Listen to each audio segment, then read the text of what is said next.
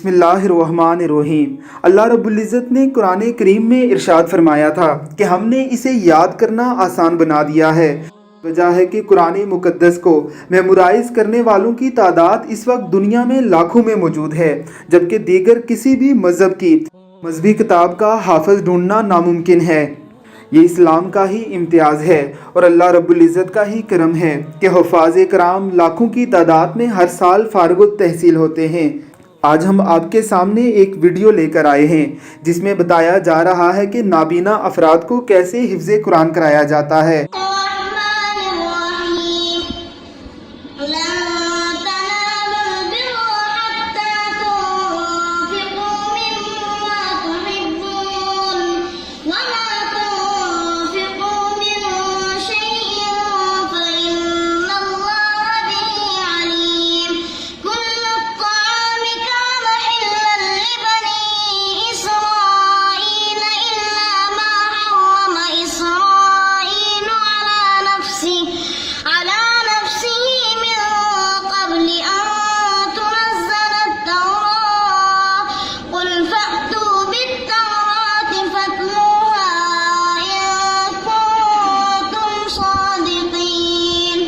نابینا افراد کا قرآن کریم ذرا مختلف ہوتا ہے، الفاظ کو ذرا ابھار کر لکھا جاتا ہے۔ نابینا افراد کی ٹریننگ اس طرح سے کرائی جاتی ہے، اپنی انگلیوں کی پوروں سے محسوس کر لیتے ہیں کہ کون سا لفظ لکھا ہوا ہے۔